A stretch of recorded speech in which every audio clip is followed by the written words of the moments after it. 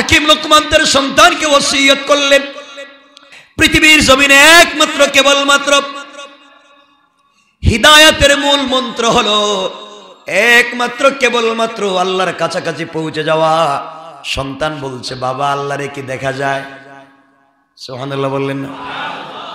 তুমি যে আল্লাহর প্রেমে পাগল হয়েছো, বকরি রাখাল থেকে তো সম্মানের মালিক বানাইছে। ও বাবা, আমি তো সেই আল্লাহরে দেখতে চাই। ছোট বাচ্চা হাকিম লোকমান বলছেন, বাবা আল্লাহরে তো দেখা যায় না। আব্বা জান, আল্লাহকে যদি দেখা যায় না, আল্লাহর স্পর্শ কেমনে অনুভব করা যায়? আল্লাহ রহম করেছে, কাউকে সম্মানিত করেছে, এমন কি কাউকে দেখা যায়? তুমি আমাকে আল্লাহর পরিচয় দিচ্ছ।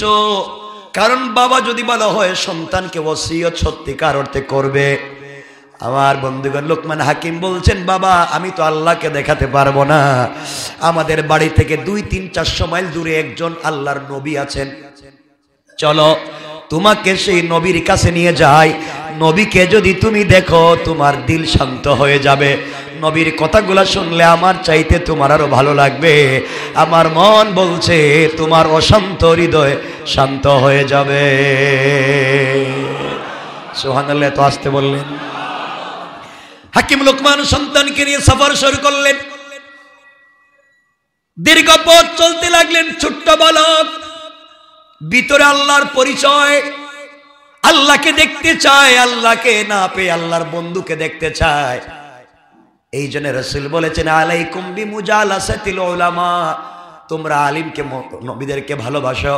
নবীকে যদি পাও নাই, রাসূলকে যদি পাও নাই, তোমরা উলামায়ে কেরামের মজলিসে বসে থাকো। তোমরা যদি রসুলের মতো উলামায়ে কেরামদেরকে ভালোবেসে তাদের চেহারার দিকে ভালোবাসার নজরে তাকাও। রসুলের চেহারার দিকে তাকালে যেমন সগীরা গুনাহ মাফ হয়ে যায়, একজন আল্লাহর ওলি বুজুর্গ আলেমের চেহারার দিকে তাকালে তোমাদের পুরা জিন্দেগি সগীরা গুনাহগুলো মাফ হয়ে যাবে। তোমরা যখন আলাইকুম বিমুজালাসাতিল উলামা, তোমরা যখন কোন আলিমের মজলিসে বসে যাও, মনে মনে চিন্তা করো আমি রাসূলের মজলিসে বসেছি।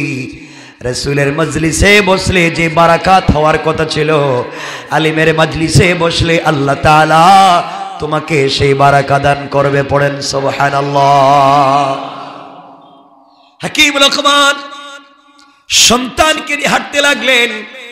ছোট্ট বাচ্চা, দেখবেন বাচ্চাকে নিয়ে আপনি বলছেন নানার বাড়ি যাই, বাচ্চা দেখবেন আপনাকে পিছে রেখে সে আরো আগে যায়। কথা বলেন না কেন যায়? আপনাকে রাস্তা, আপনি সন্তানকে রাস্তায় নিয়ে বের হয়েছেন কোথাও যাইবেন, দেখবেন আপনি পিছনে, সন্তান অনেক দূরে। কেন? আবেগ বেশি। হাকিম লোকমান সন্তানকে নিয়ে বের হয়েছেন, সন্তান অনেক সামনে চলে গিয়েছে, লোকমান পিছনে পিছনে যাওয়ার পরে ক্লান্ত হয়ে গেলেন। 100-150 মাইল পর্যন্ত হাঁটলেন। বাচ্চাটা হাঁটতেছে, কিন্তু আল্লাহর নবীকে দেখবে, আল্লাহর সঙ্গে আল্লাহর ওলির সম্পর্ক তাকে দেখবে।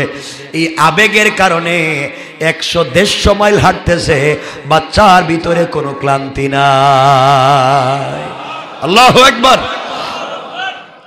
আল্লাহর পরীক্ষা যে কোনো সময় যে কারো উপরে আসতে পারে। হাকিম লোকমানের ছেলে অনেক দূর পর্যন্ত পৌঁছে গিয়েছে, লোকমানও পিছনে পিছনে যায়। আল্লাহ তাআলার পক্ষ থেকে ইমতিহান, পরীক্ষা মুত্তাসিল হয়ে গেল।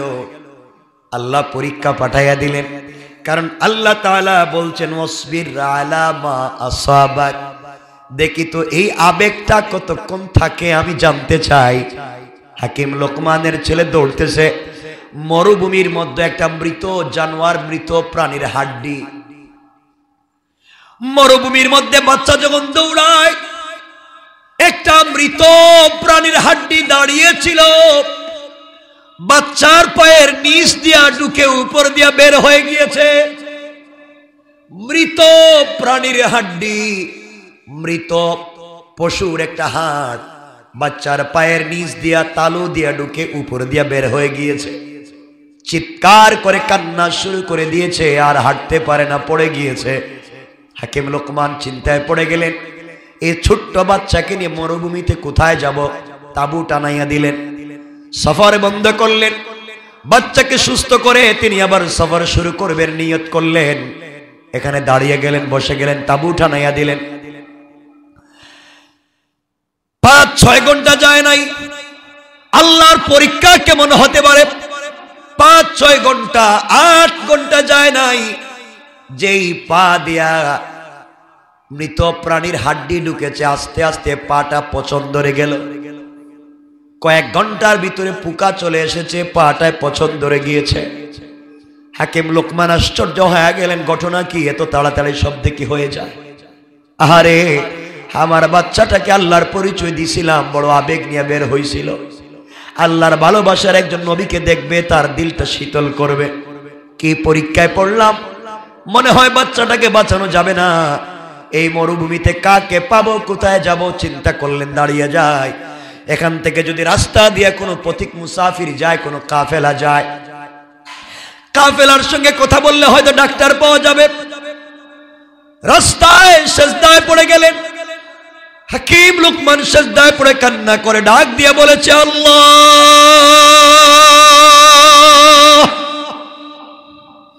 এই মরুভূমিতে কেউ নাই, একমাত্র কেবলমাত্র তুমি ছাড়া কেউ নাই। আয় আল্লাহ তাআলা, কি পরীক্ষায় পড়েছি! আমার সন্তানের পায়ের মধ্যে মৃত প্রাণীর হাড্ডি ঢুকে গিয়েছে, না জানি কি হয়ে যায়। আয় আল্লাহ, পাটাও পচে যাচ্ছে, কিছু বুঝি না। বাচ্চাটাও শুয়ে আছে, কান্না করতেছে। হাকিম লোকমান সেজদায় পড়ে গিয়েছেন। আল্লাহ বলেছেন, তোমরা যদি সাহায্য চাও, কিসের মাধ্যমে? বলেন না, সাহায্য কিসের মাধ্যমে? নামাজের মাধ্যমে সাহায্য চাও আল্লাহর কাছে, নামাজের মাধ্যমে আর ধৈর্যের মাধ্যমে সাহায্য চাও। সাহায্য দেওয়ার মালিককে আওয়াজ করে বলেন কে? সেজদায় পড়ে গিয়েছেন, আল্লাহর কাছে সাহায্য চাওয়া শুরু করে দিয়েছেন। এমন সময়ে হাকিম লোকমানের ছেলে কান্না করতেছে। লোকমান তো সেজদায় পড়ে আছেন। হঠাৎ করে হাকিম লোকমানের ছেলে দেখে শুভ্র হৃদয়, পুরা বডিটা সাদা কাপড় দিয়ে ঢাকা, চমৎকার চেহারা, নূরানি চেহারা, নূর চমকায়, এমন একটা চেহারা, এমন একটা মানুষ হাকিম লোকমানের ছেলের কাছে বসে গিয়েছে। হাকিম লোকমানের ছেলে সালাম দিয়ে বলছে, কে কে আপনি এত পরিচিত জায়গায়? ডাক দিয়ে বলছেন, তুমি কে, তোমার নাম কি? সন্তান বলছে, আপনি আমারে চিনবেন না, আমার বাপ হাকিম লোকমান, আমি তার ছেলে। কেন বাবা কান্না করতেছে? তোমার কি হয়েছে? তোমার চেহারা ফ্যাকাশে কেন? বাচ্চা ডাক দিয়া বলছে, আপনাকে চিনি না, আমি আল্লাহর একজন বন্ধুকে দেখবার জন্য বের হয়েছিলাম, মনে বড় আশা ছিল আল্লাহরে দেখব। বাপ বলছে, আল্লাহকে দেখা যায় না, আল্লাহর বন্ধুকে দেখা যায়। আল্লাহর বন্ধু দেখবার জন্য বের হয়েছি, রাস্তায় মৃত একটা প্রাণীর হাড্ডি ঢুকে গিয়েছে, পা পচে যাচ্ছে, এই জন্য কাঁদতেছি। এই লোকটা বলছে, আর কান্না করা লাগবে না। এই বলে তার কাপড়ের ভিতর থেকে তার সুন্দর একটা হাত বের করেছে। বের করে হাকিম লোকমানের সন্তানের পায়ের যেখানে হাড্ডি ঢুকেছে ওখানে তার হাত লাগাইয়া দিয়েছে। সাথে সাথে হাড্ডিও বের হয়ে গিয়েছে, পাগের চাইতে আরো ভালো হয়ে গিয়েছে। আল্লাহু আকবার বলে। সন্তান দাঁড়িয়ে আল্লাহর ওলিকে জড়াইয়া বলছে, কে যাইতে পারবেন না? পরিচয় দেন, কে আপনি? বলে যান, আমি যে আল্লাহর ওলিরে দেখতে যাই। আপনি কি এমন কেউ? তিনি বলছেন, বাবা না, আমি হলাম আল্লাহর রহমতের ফেরেশতা, ফেরেশতাদের সর্দার হযরত জিবরাইল। আল্লাহকে দেখতে চাইছো, আল্লাহর বন্ধুকে দেখতে চাইছো, আর তুমি বিপদে পড়ে গিয়েছো, আল্লাহর কাছে সাহায্য চাইছো। আল্লাহ তাআলা তুমি পিচ্চি ছোট, তোমাকে ভালোবেসে ফেলেছে, আর তোমার সাহায্যের জন্য ডাক্তার বানাইয়া আমি জিবরাইলকে পাঠাইয়া দিয়েছে। আল্লাহু আকবার। অসবির আলা মা সাবাক, বিপদে পড়ে ধৈর্য ধরো, কে হেফাজত করবে? সন্তান বাপকে ডাকাইয়া ডাকাইয়া উঠাইছে, বাপ মাথা উঠে দিয়েছেন। জিবরিল আমিনের সঙ্গে কথা হলো, লম্বা ঘটনা, তিনি চলে গেলেন। আমার বন্ধুগণ, আমার ভাইরা, যাওয়ার আগে জিবরিল আমিন বলছেন, লোকমানে হাকিম আর সন্তান শোনো, তোমাদের কি আল্লাহ তাআলা বিপদ কেন দিয়েছেন জানেননি? বাচ্চা বলতেছে, কেন বিপদ দিলেন আল্লাহ? যদি এত ভালোবাসে আমারে, বিপদ দিল কেন? আমি তার বন্ধুরে দেখতে গেলাম, রাস্তায় আমার পায়ে হাড্ডি ঢুকাইয়া দিল কেন? আমি তো বুঝলাম না ভালোবাসা কি। জিবরিল আমিন বলছেন, শোনো, আল্লাহ তাআলা তোমাদেরকে ছোট বিপদ দিয়া ভয়ঙ্কর বিপদ থেকে বাঁচাইয়া দিয়েছে। সুবহানাল্লাহ বলেন। ছোট বিপদ দিয়া বড় বিপদ থেকে বাঁচাইয়া দিয়েছে। কেমনে ছোট বিপদ? জিবরিল আমিন বলছেন, শোনো, তোমার পায়ের ভিতরে আল্লাহ তাআলা যদি হাড্ডি ঢুকাইয়া না দিতেন, তুমি ওই গ্রামে যাইতা, ওই এলাকায় যেই নবীকে দেখতে যাওয়ার জন্য বের হয়েছ, ওই নবীর উম্মতেরা, অনুসারীরা নবীর সঙ্গে বেয়াদবি করছে, আল্লাহ তাআলা রাগ করে ফেলছেন, তাদের উপরে আসমান থেকে পাথরের বৃষ্টি অবতীর্ণ করেছেন, তাদের উপরে পাথরের বৃষ্টি চলতেছে, এই এলাকায় একটাও মানুষ জিন্দা নাই। তোমরা এখানে গেলে আল্লাহর আযাবে তোমরাও পাথরের বৃষ্টিতে মরে যাইতা।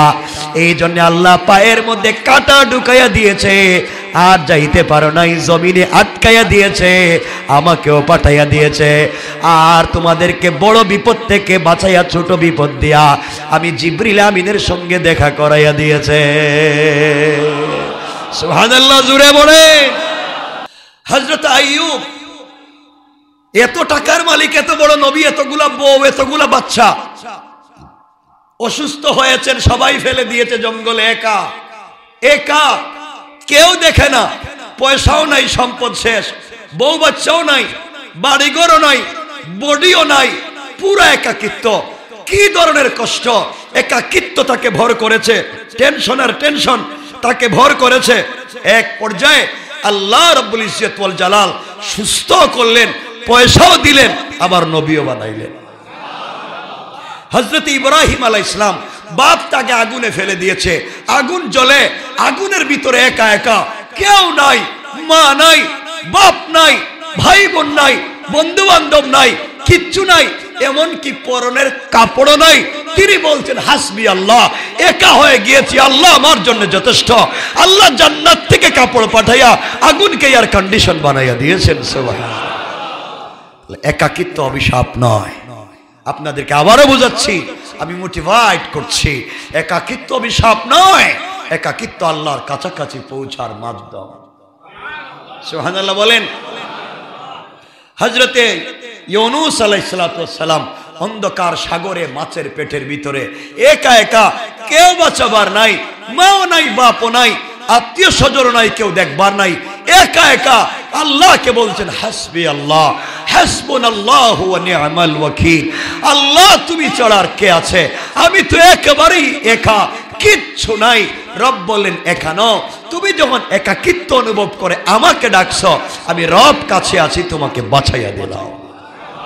সুবহানাল্লাহ বলেন। ইউসুফ আলাইহিস সালাম গর্তের ভিতরে একা, আর কেউ ছিল? কথা বলেন না কেন? একা না আর কেউ ছিল?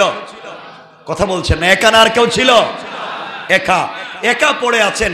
নিজের আপন ভাইয়েরা কাপড় পর্যন্ত খুইলা নিছে, ছাগল অথবা অন্য কোন প্রাণী জবাই করে রক্ত লাগাইয়া বাপের কাছে নিছে। কি একা? আল্লাহ বলছেন, ইউসুফ চিন্তা করো না, ভাই তোমাকে ফালাইয়া দিছে অন্ধকার গর্তের ভিতরে, কূপে কাপড় ছাড়া। একা নও, আমি আল্লাহ তোমার সাথে আছি, তোমাকে কাপড়ও দিলাম, গর্ত থেকে উঠালাম, মিশরের বাদশাহ বানাইয়া দিলাম। এ আওয়াজে না সুবহানাল্লাহ জোরে বলেন, আরো জোরে বলেন সুবহানাল্লাহ। একাকিত্ব অভিশাপ? আবার বলেন অভিশাপ না আল্লাহর কাছাকাছি যাওয়ার মাধ্যম? কারণ যখন একা হবেন, হৃদয় উজাড় করে মনের ব্যথাগুলা খুলে বলবেন, একবারে কাছের সত্তাকে, আপনার রবের কাছে মুনাজাত করবেন কানে কানে। কারণ আপনি যখন মুনাজাত করবেন, চোখের অশ্রু ফেলে সেজদায় লুটিয়ে পড়বেন, মনে শান্তি পাবেন, মনে হবে আপনি পৃথিবীতে সেরা সুখী মানুষ। আপনাকে সফলতা খুঁজতেছে, কারণ আপনি আল্লাহর কদমে, আর আল্লাহর হাত আপনার ঘাড়ের উপরে। সুবহানাল্লাহ, জুড়ে পড়েন। এর চাইতে আর সফলতা আছে? কথা বলেন, আছে? আমি যুবকদেরকে বলছি, চাকরি পাচ্ছ না, রাত দিন জুতা ক্ষয় হয়ে গিয়েছে, তুমি সফলতাই পাচ্ছ। আসো না রবের কাছাকাছি। তোমার চাকরি চলে গিয়েছে, টেনশন করো না। তোমার ব্যবসা নষ্ট হয়ে গিয়েছে, টেনশন করো না। বউ বাচ্চা কষ্ট দিচ্ছে, টেনশন করো না। ভাই বোন ব্যথা দিচ্ছে, কোন টেনশন করো না। একাকিত্ব অনুভব করতেছ, কানে কানে রবের সঙ্গে কথা বলো। কেউ না দেখলেও দেখেন কে, কেউ না শুনলেও শুনেন কে? এর চাইতে বড় পাওয়ার আর নাই। সুতরাং আজকের থেকে আমরা একাকিত্ব অনুভব করব। বলেন, করব? মনে রাখবেন, এই জন্যে বেশি বেশি করে খুঁজবেন আল্লাহকে, ইস্তেগফার করবেন। ইস্তেগফার অর্থ হচ্ছে ঢেকে দেওয়া। ইস্তেগফার মানে কি? ঢেকে দেওয়া। ইস্তেগফার মানে কি? বলেন না, ঢেকে দেওয়া। আপনি যখন মুনাজাতে কেঁদে কেঁদে আল্লাহর কাছে, আল্লাহ বলেছেন কোন ভিখারি, আল্লাহ নিজে বলেছেন কোন ভিখারি তোমার কাছে যদি কোনো জিনিস চায়, তুমি হাত ফিরাইয়া দিও না। হাত ফিরাইয়া দিলে তোমার বড় দিলের পরিচয় হবে না, কমপক্ষে কিছুও দিবা। রসুল এই কথা শোনার পরে যখন কোনো ভিখারি তার কাছে কিছু চাইতো, তখন তো নাই নিজের কাছে দিবেন কেমনে, অন্যের কাছ থেকে ঋণ করে দিতেন না। সুবহানাল্লাহ, রাস্তা কোন? আরো জোরে পড়েন।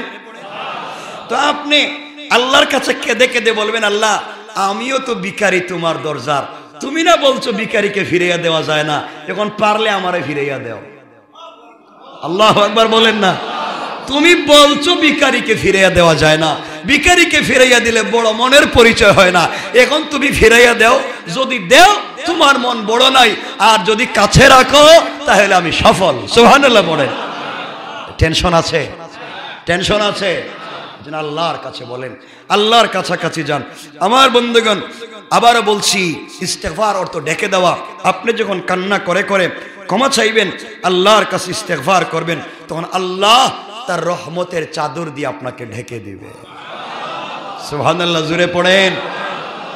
এতক্ষণ যা বলেছি এইগুলার অর্থ হলো, আমি যে আয়াত পড়েছি, আল্লাহ বলছেন ওয়াসবির আলা মা আসাবাক। তুমি যখন বিপদে পড়বে ধৈর্য ধারণ করো, সাহসিকতার পরিচয় দাও। বাঁচাইয়া দিবেন কে? একাকিত্বকে যদি তুমি ভয় পাও, ধৈর্য ধারণ করো, হেফাজত করবেন কে? আমার এতক্ষণ কথা বুঝতে পারছেন? এজন্যই হযরতে লোকমান তার সন্তানকে বলছেন ওয়াসবির আলা মা আসাবাক। বিপদে পড়ছ, একাকিত্ব অনুভব করতেছ, সব নাই হয়ে গিয়েছে, ধৈর্য ধারণ করো। ইন্না যালিকা মিন আজমিল উমুর, এটা নিশ্চয় একটা সাহসিকতার কাজ। আর ধৈর্য ধারণ করলে আল্লাহ বলছে ইন্নাল্লাহা ইউহিব্বুস সাবিরিন, যারা সবর করে আল্লাহ তাদেরকে পছন্দ করেন। আর একটু জোরে বললেন না?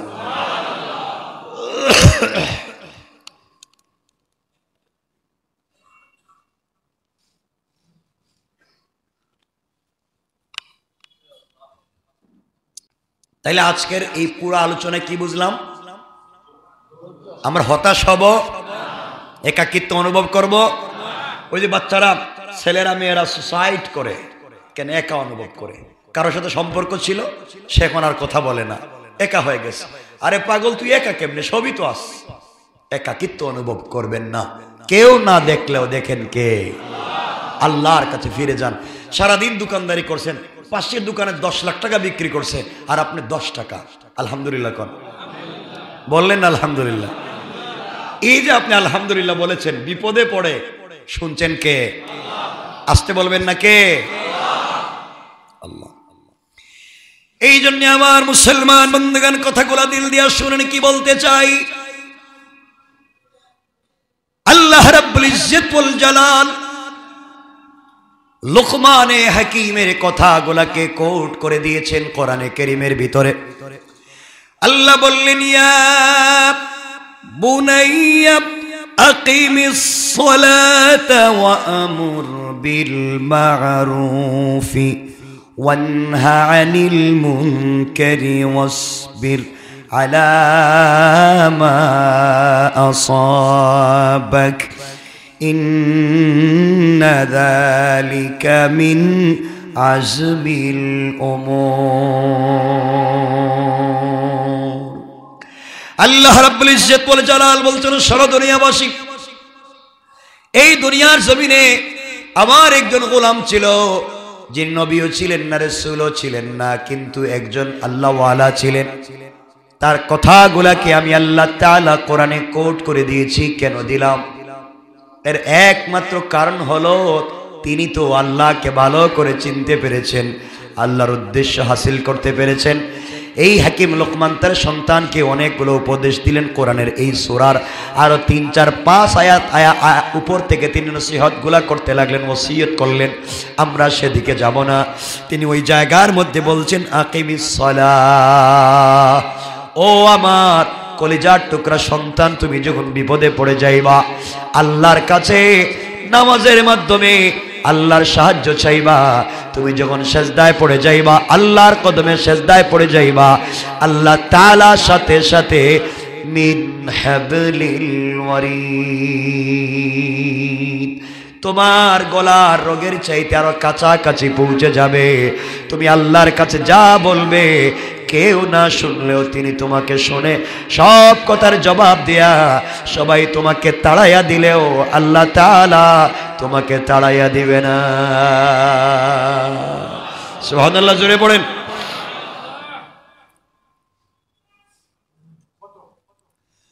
আমার বন্ধুগণ, কথাকে লম্বা করা যাবে না, শুধু নাম বলে গেলাম, অন্যদিন বলবো।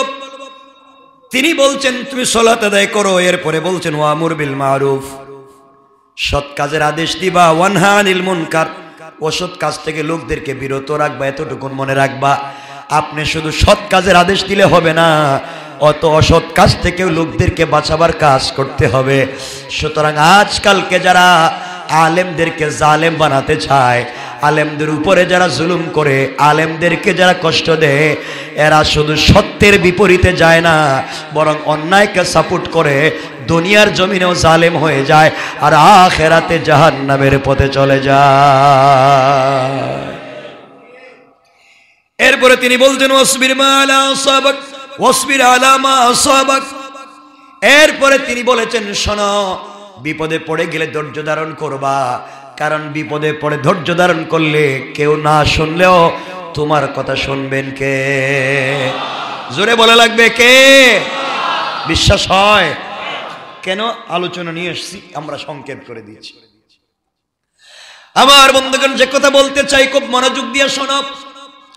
কাগজ কলম থাকলে কথাগুলাকে লিখে রাখবেন, আজ না হয়ে কাল তোমার আমার কল্যাণে চলে আসবে।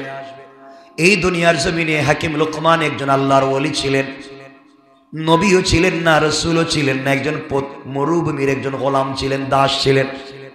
আল্লাহ তাআলা তাকে সম্মানের আসনে বসিয়েছে, আল্লাহ তাআলা তাকে এত সম্মান দিয়েছে। একজন ছাগলের রাখাল থেকে তিনি হয়ে গেলেন এত বড় বুজুর্গ। 2 রাখাল একসাথে বকরি রাখালি করতেন। একদিন এক বকরি রাখাল দেখে তার বন্ধু যে বকরি রাখালি করতো, তাকে 2-4 বছর থেকে দেখা যায় না। আমার রাখাল কোথায় গেল, বন্ধু বকরি রাখাল কোথায় পাওয়া যায় না। কিছুদিন পরে তাকাইয়া দেখে তার রাখাল বন্ধু একটা পাহাড়ের টিলায়, উঁচা টিলার মধ্যে বসে বসে লম্বা বক্তৃতা করে। শত শত মানুষ তার সামনে বসে বসে মন্ত্র মুগ্ধের মতো তার কথাগুলা শুনে। ওই বকরি রাখাল দৌড়াইয়া দৌড়াইয়া ওখানে চলে গিয়েছে। গিয়ে ওই লোকটার অপরিচিত, লোকটার চেনা চেনা চেহারার অপরিচিত লোকটার কথাগুলা শুনে। সবাই মানুষ তার কথাগুলা শুনে তাদের একাকিত্ব ভুলে যায়, আল্লাহর কথা স্মরণ হয়ে যায়, দুনিয়ার কষ্ট ভুলে যায়, আল্লাহর কথা মনে হয়ে যায়। দুনিয়ার মানুষ আল্লাহর প্রেমে পাগল হয়ে ডাক দিয়ে বলতে শুরু করেছে, আল্লাহ কি হয়েছে? কেনই বা মানুষগুলো আল্লাহকে ডাকে? চেনা চেনা চেহারার অপরিচিত বক্তা আলোচনা করতেছে পাহাড়ের উপরে দাঁড়াইয়া দাঁড়াইয়া। কেরে আস্তে আস্তে করে কাছে গিয়েছে। কাছে গিয়ে দেখে মনে হয় আমার বন্ধু যে বকরি রাখাল ছিল। সবাই চলে গিয়েছে। সবাই মুসাফা করতে লাগলো, মুআনাকা করতে লাগলো, দোয়া নিতে লাগলো। সবাই যখন চলে গিয়েছে, বকরি রাখাল আস্তে আস্তে করে কাছে গিয়েছে, ডাক দিয়ে বলেছে, ভাইরে, আমার একজন বন্ধু বকরি রাখাল ছিল, চেহারায় তোমার মতো, এমন খাটো ছিল, এমন কালো ছিল, ঠোঁট এমন মোটা ছিল, চোখ এমন বারিক ছোট ছোট ছিল, তোমার মতো দেখা যায়। কিন্তু দুহাত জোর করে বলছি, মাফ করবেন, আপনাকে রাখাল বলতেছি না, আমার বন্ধুর চেহারা তোমার মতো চেহারার সঙ্গে মিশে যায়, কিন্তু আমার বন্ধু তো বকরির রাখাল ছিল, আপনি তো বড় বুজুর্গ। চোখের পানি ছেড়ে হাকিম লোকমান এই বকরি রাখালকে জড়াইয়া ডাক দিয়ে বলছেন, বাইরে, তুমি যেই বকরি রাখাল খুঁজতেছ সে আর কেউ না, আমি সেই বকরি রাখাল। আল্লাহু আকবার। তোমার সঙ্গে আমিও বকরির পালে রাখালি ছিলাম, আল্লাহকে চিনতে পেরেছি, একাকিত্ব দূর করেছি, আল্লাহ তাআলা আজকে আমাকে ওখানে পাঠাইয়া দিয়েছে। তুমিও যদি সেই আল্লাহকে চিনতে পারো, আল্লাহর পথে চলে আসো, আল্লাহ তাআলা চাইলে তোমাকেও ওই জায়গায় নিতে পারে। কোন ঠিক কিনা? কথা লম্বা করা যাবে না, মনোযোগ দিয়ে শুনেন কি বলতে চাই। হাকিম লোকমান তার সন্তানকে ওসিয়ত করলেন, দুনিয়ার জমিনে আল্লাহকে যদি চিনতে পারো, একমাত্র কেবলমাত্র সফলতার মূল মন্ত্র হলো আল্লাহর পরিচয়। কার? এই আওয়াজে না, সকলে বলেন আল্লাহর নামটা ভালোবাসা দিয়ে বলেন আল্লাহ। হাকিম লোকমান বলছেন, শোনো যুবক, শোনো সন্তান, পৃথিবীর জমিনে একমাত্র কেবলমাত্র হিদায়াতের মূল মন্ত্র হলো একমাত্র কেবলমাত্র আল্লাহর কাছাকাছি পৌঁছে যাওয়া। সন্তান বলছে, বাবা, আল্লাহরে কি দেখা যায়? সুবহানাল্লাহ বললেন না? তুমি যে আল্লাহর প্রেমে পাগল হয়েছো, বকরি রাখাল থেকে তো সম্মানের মালিক বানাইছে।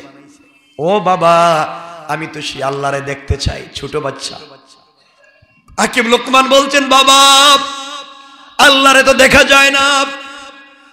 আব্বা জান, আল্লাহকে যদি দেখা যায় না, আল্লাহর স্পর্শ কেমনে অনুভব করা যায়? আল্লাহ রহম করেছে, কাউকে সম্মানিত করেছে, এমন কি কাউকে দেখা যায়? তুমি আমাকে আল্লাহর পরিচয় দিচ্ছ, কারণ বাবা যদি বলা হয় সন্তানকে ওসিয়ত সত্যিকার অর্থে করবে। আমার বন্ধুগণ, লোকমান হাকিম বলছেন, বাবা, আমি তো আল্লাহকে দেখাতে পারবো না। আমাদের বাড়ি থেকে 2-3-400 মাইল দূরে একজন আল্লাহর নবী আছেন, চলো তোমাকে সেই নবীর কাছে নিয়ে যাই। নবীকে যদি তুমি দেখো, তোমার দিল শান্ত হয়ে যাবে। নবীর কথাগুলো শুনলে আমার চাইতে তোমার আরো ভালো লাগবে। আমার মন বলছে তোমার অশান্ত হৃদয় শান্ত হয়ে যাবে। সুবহানাল্লাহ, তো আসতে বললেন। হাকিম লোকমান সন্তানকে নিয়ে সফর শুরু করলেন। দীর্ঘ পথ চলতে লাগলেন। ছোট্ট বালক, ভিতরে আল্লাহর পরিচয়, আল্লাহকে দেখতে চায়, আল্লাহকে না পেয়ে আল্লাহর বন্ধুকে দেখতে চায়। এই জন্য রাসূল বলেছেন, আলাইকুম বিমুজালাসাতিল উলামা, তোমরা আলিমকে, নবীদেরকে ভালোবাসো। নবীকে যদি পাও নাই, রাসূলকে যদি পাও নাই, তোমরা উলামায়ে কেরামের মজলিসে বসে থাকো। তোমরা যদি রসুলের মতো উলামায়ে কেরামদেরকে ভালোবেসে তাদের চেহারার দিকে ভালোবাসার নজরে তাকাও। রসুলের চেহারার দিকে তাকালে যেমন সগীরা গুনাহ মাফ হয়ে যায়, একজন আল্লাহর ওলি বুজুর্গ আলেমের চেহারার দিকে তাকালে তোমাদের পুরা জিন্দেগি সগীরা গুনাহগুলো মাফ হয়ে যাবে। তোমরা যখন আলাইকুম বিমুজালাসাতিল উলামা,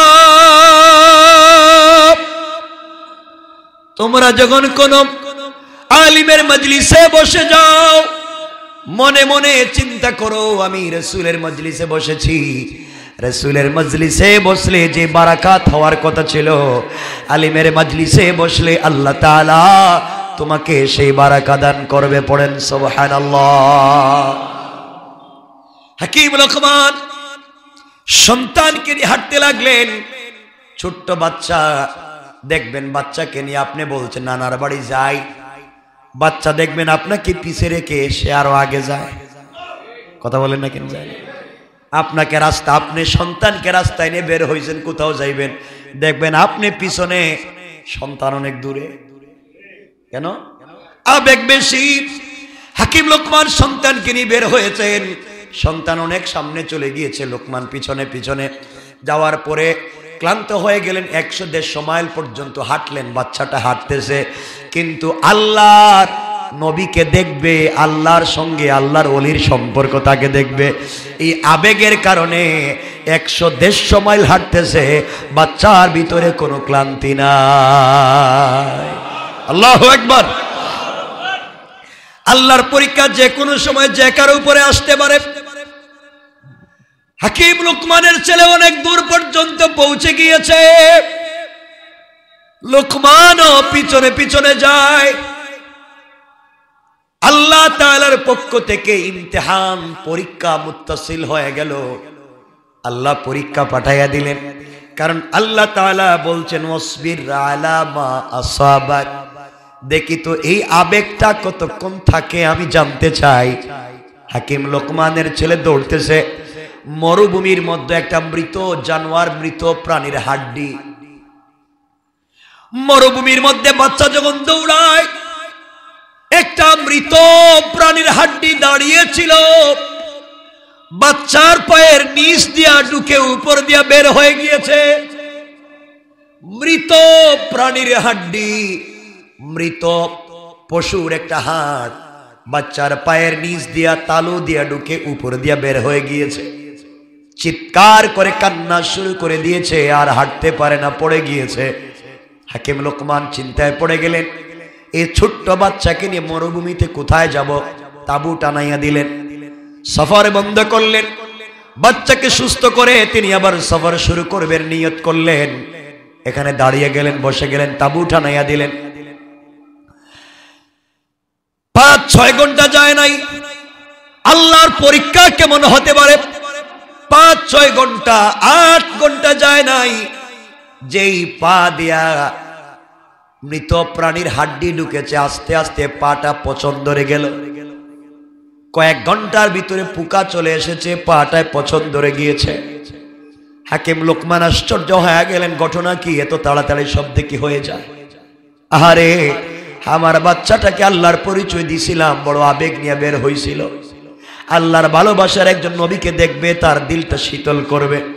কি পরীক্ষায় পড়লাম, মনে হয় বাচ্চাটাকে বাঁচানো যাবে না।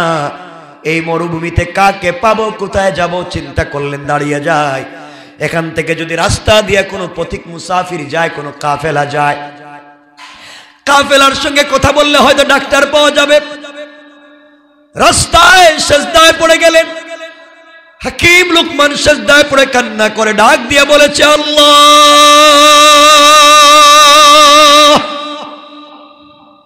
এই মরুভূমিতে কেউ নাই, একমাত্র কেবলমাত্র তুমি ছাড়া কেউ নাই। আয় আল্লাহ তাআলা, কি পরীক্ষায় পড়েছি, আমার সন্তানের পায়ের মধ্যে মৃত প্রাণীর হাড্ডি ঢুকে গিয়েছে, না জানি কি হয়ে যায়। আয় আল্লাহ, পাটাও পচে যাচ্ছে, কিছু বুঝি না। বাচ্চাটাও শুয়ে আছে, কান্না করতেছে। হাকিম লোকমান সেজদায় পড়ে গিয়েছেন। আল্লাহ বলেছেন, তোমরা যদি সাহায্য চাও, কিসের মাধ্যমে? বলেন না, সাহায্য কিসের মাধ্যমে? নামাজের মাধ্যমে সাহায্য চাও আল্লাহর কাছে, নামাজের মাধ্যমে আর ধৈর্যের মাধ্যমে সাহায্য চাও। সাহায্য দেওয়ার মালিককে আওয়াজ করে বলেন কে? সেজদায় পড়ে গিয়েছেন, আল্লাহর কাছে সাহায্য চাওয়া শুরু করে দিয়েছেন। এমন সময়ে হাকিম লোকমানের ছেলে কান্না করতেছে। লোকমান তো সেজদায় পড়ে আছেন। হঠাৎ করে হাকিম লোকমানের ছেলে দেখে শুভ্র হৃদয়, পুরা বডিটা সাদা কাপড় দিয়ে ঢাকা, চমৎকার চেহারা, নূরানি চেহারা, নূর চমকায়, এমন একটা চেহারা, এমন একটা মানুষ হাকিম লোকমানের ছেলের কাছে বসে গিয়েছে। হাকিম লোকমানের ছেলে সালাম দিয়ে বলছে, কে কে আপনি এত পরিচিত জায়গায়? ডাক দিয়ে বলছেন, তুমি কে, তোমার নাম কি? সন্তান বলছে, আপনি আমারে চিনবেন না, আমার বাপ হাকিম লোকমান, আমি তার ছেলে। কেন বাবা কান্না করতেছে, তোমার কি হয়েছে, তোমার চেহারা ফ্যাকাশে কেন? বাচ্চা ডাক দিয়া বলছে, আপনাকে চিনি না, আমি আল্লাহর একজন বন্ধুকে দেখবার জন্য বের হয়েছিলাম, মনে বড় আশা ছিল আল্লাহরে দেখব। বাপ বলছে আল্লাহকে দেখা যায় না, আল্লাহর বন্ধুকে দেখা যায়। আল্লাহর বন্ধু দেখবার জন্য বের হয়েছি, রাস্তায় মৃত একটা প্রাণীর হাড্ডি ঢুকে গিয়েছে, পা পচে যাচ্ছে, এই জন্য কাঁদতেছি। এই লোকটা বলছে আর কান্না করা লাগবে না। এই বলে তার কাপড়ের ভিতর থেকে তার সুন্দর একটা হাত বের করেছে, বের করে হাকিম লুকমানের সন্তানের পায়ের যেখানে হাড্ডি ঢুকেছে ওখানে তার হাত লাগাইয়া দিয়েছে, সাথে সাথে হাড্ডিও বের হয়ে গিয়েছে, পাগের চাইতে আরো ভালো হয়ে গিয়েছে। আল্লাহু আকবার বলে। সন্তান দাঁড়িয়ে আল্লাহর ওলিকে জড়াইয়া বলছে, কে যাইতে পারবেন না পরিচয় দেন, কে আপনি বলে যান, আমি যে আল্লাহর ওলিরে দেখতে যাই, আপনি কি এমন কেউ? তিনি বলছেন, বাবা না, আমি হলাম আল্লাহর রহমতের ফেরেশতা, ফেরেশতাদের সর্দার হযরত জিবরাইল।